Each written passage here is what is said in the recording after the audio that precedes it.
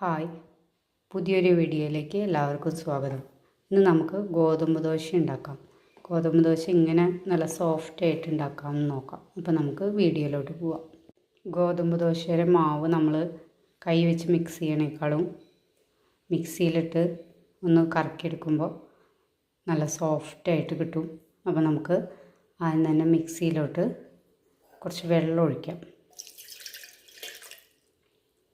ആദ്യം വെള്ളം ഒഴിക്കുമ്പോൾ ഗോതമ്പ് പൊടി ഇട്ടിട്ട് പൊടി അധികം മിക്സിയിലെ ജാറിൻ്റെ അടിയിൽ പറ്റി പിടിക്കില്ല. അത് കാരണം ഫസ്റ്റ് കുറച്ച് വെള്ളം ഒഴിക്കുക. ഇനി ഇതിലേക്ക് ആവശ്യത്തിന് ഗോതമ്പ് മാവ് ചേർത്ത് കൊടുക്കുക. ഇനി ഇതിലേക്ക് ടേസ്റ്റിന് ആവശ്യമായിട്ട് കുറച്ച് ഉപ്പ് ചേർക്കുക. ഇനി ഗോതമ്പ് ദോശ നല്ല സോഫ്റ്റായിട്ട് കിട്ടാനായിട്ട് അതിലേക്കൊരു മുട്ട പൊട്ടിച്ച് ചേർക്കുക. അതും കൂടി ചേർത്തിട്ട് നന്നായിട്ട് മിക്സിയിലിട്ട് അടിച്ചെടുക്കുക. അപ്പോൾ നല്ല സോഫ്റ്റായിട്ടുള്ള ദോശയാക്കിയിട്ട് നമുക്ക് ചുട്ടെടുക്കാൻ പറ്റും. അപ്പോൾ ഇതിലേക്ക് മുട്ട ചേർത്തു. ഇനി നമുക്കത് മിക്സ് ചെയ്തെടുക്കാം. അപ്പോൾ വെള്ളം പോരെങ്കിൽ തുറന്ന് നോക്കിയിട്ട് ആവശ്യത്തിന് ഇത്തിരി വെള്ളം ചേർത്ത് കൊടുക്കുക. അപ്പോൾ നന്നായിട്ട് നമ്മളത് അടിച്ചെടുത്തിട്ടുണ്ട്. ആവശ്യത്തിന് വെള്ളമൊക്കെ ചേർത്ത് നന്നായിട്ട് അടിച്ചെടുത്തിട്ടുണ്ട്. അപ്പോൾ ഇതിലധികം കട്ടകളൊന്നുമില്ല. ഇനി നമുക്ക് ദോശ ചുടാം. ഇനിയിപ്പോൾ മാവ് ഇതിൽ നിന്ന് മാറ്റൊന്നും വേണ്ട. നമുക്ക് ഇതിൽ നിന്ന് തന്നെ നേരെ എടുത്തിട്ട് ദോശ ചുടാം. ഇത് ഒരു പാൻ വെച്ച് ചൂടായപ്പോൾ നമ്മൾ ഒരു തവി കോരി ഒഴിച്ചു. ഇത് നന്നായി പരത്തിയെടുക്കുക. കണ്ടിപ്പോൾ ഇതിൽ ഒട്ടും കട്ടയൊന്നുമില്ല. അപ്പോൾ തന്നെ നമുക്ക് നല്ല സോഫ്റ്റായിട്ട് പരത്തിയെടുക്കാൻ പറ്റും. പിന്നെ നമ്മളിതിൽ മുട്ടയും ചേർത്തിട്ടുള്ള കാരണം നല്ല സോഫ്റ്റായിട്ട് കിട്ടും.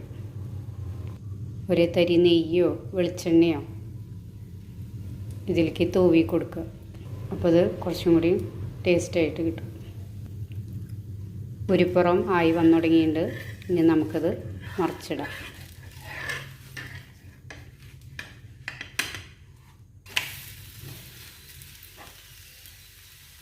ഇനി മറ്റേ പുറം കൂടി കുക്കാവട്ടെ.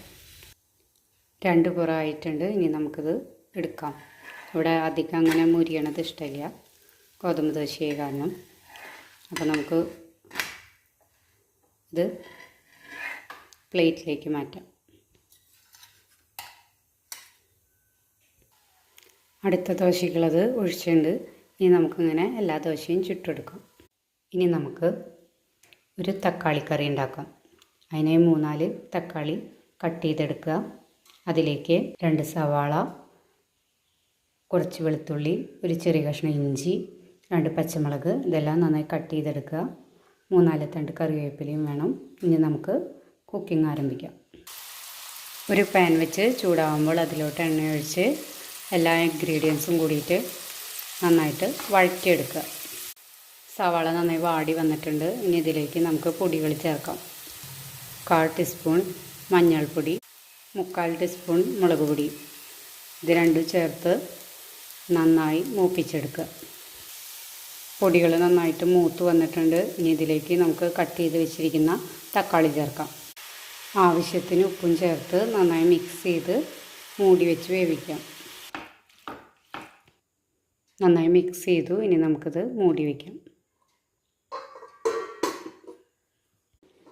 ഒരു 5 മിനിറ്റായി. നമുക്കിത് തുറന്ന് നോക്കിയിട്ട് ഒന്ന് ഇളക്കിയിടാം. നന്നായിട്ടൊന്ന് ഇളക്കിയിട്ടിട്ട് പിന്നെയും കുറച്ച് നേരം കൂടി ഒന്ന് മൂടി വെച്ച് വേവിക്കാം.